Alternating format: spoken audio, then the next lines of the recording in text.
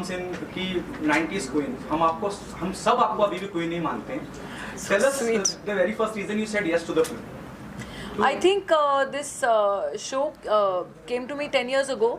And तभी भी बहुत ही इंटरेस्टिंग था क्योंकि जैसे आप सब जानते हैं this is the Indian official adaptation of a American show called revenge जो ABC स्टूडियोज़ ने बनाया था. It was very acclaimed show.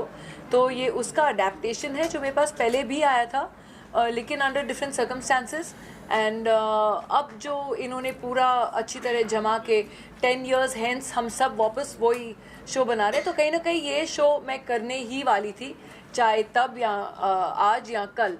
तो ये एक ऐसा था कि स्टोरी बहुत ही दिलचस्प है, बहुत ही इंटरेस्टिंग है. इसमें suspense, thriller, elements of drama, twist, turns, plot सब कुछ है. सो इट इज़ समथिंग कि आप मिस ही नहीं कर सकते हो. So there was no two ways कि मैं न करती ये शो. रवीना की ओरिजिनल शो की बात की जाए तो क्या आपने ओरिजिनल शो देखा है और क्या जो कैरेक्टर ओरिजिनल शो में है वो आप उसको देख के मतलब आपने कुछ टिप्स दी क्या है? तो इस कारण ही मैंने ओरिजिनल शो नहीं देखा. मैंने सिर्फ एक सीज़न देखा to see the world of the end the planning of the entire show. लेकिन जनरली मैं एक कैरेक्टर नहीं देखती हूँ बिकॉज फिर कहीं जहन में वो बैठ जाता है और अब वो सबकॉन्शियसली आप फॉलो करने लगते हो. तो I wanted to create Indrani Kothari क्योंकि जब हमने इंडियन अडेप्टेशन किया है तो काफ़ी चीज़ें हैं जो हमारे इंडियन कल्चर से रेलिवेंट होके हमने अडेप्ट किया है उसे हमारे सीरीज़ में. सो इसलिए रुचि जी को भी लगा कि इट्स नॉट नेसेसरी कि हम वो ही कट पेस्ट कॉपी करें.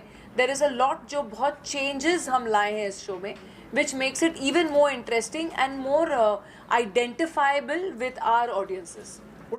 I think ये एक खूबी है इस चैनल की जो ये विमेन ओरिएंटेड जिसे हम कहते हैं या जो प्रोटैगनिस्ट हैं विमेन लेड शोज़ आजकल एक्चुअली पैन OTT प्लेटफॉर्म्स पे हो रहे हैं और हमारी फिल्मों पे भी एक इक्वल अपॉर्चुनिटी काइंड ऑफ एक दिख रहा है रेन जो चल रहा है इस समय. So I think it is a great change for basic awareness also in our society to bring about that change. तो कहीं ना कहीं ये इन्फ्यूज़ करता है ऑडियंसेस के माइंड्स को भी and it's kind of working. And I think ये एक बहुत ही अच्छा साइन है कि a platform encourages mostly women led shows and अगर आप देखें तो it is something that is being accepted very well.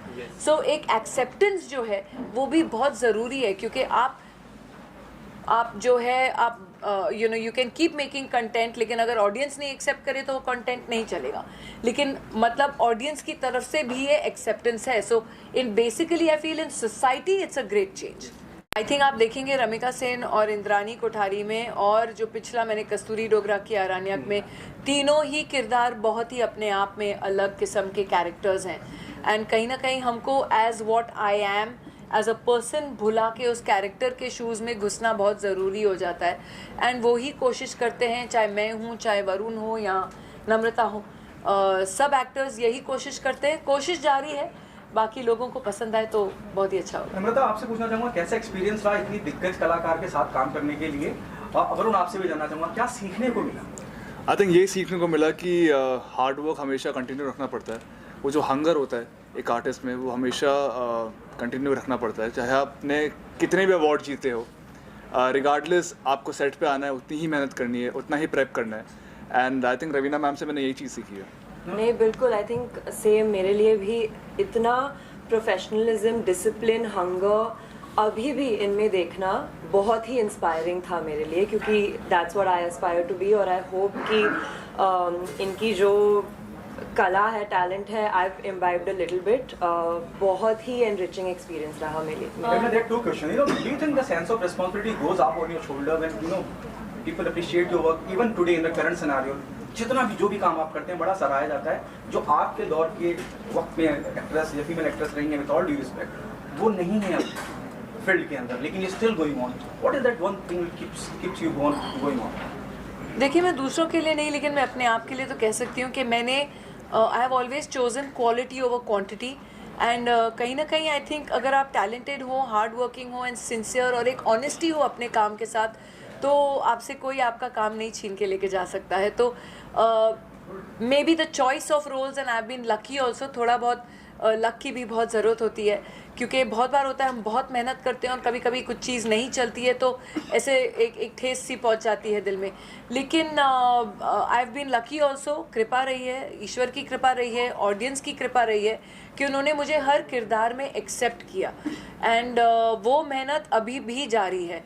And मैं जहाँ तक कोशिश करती हूँ कि मैं हर एक जो भी शो या फिल्म करूँ वो मैं कभी अपना कैरेक्टर रिपीट नहीं करती हूँ।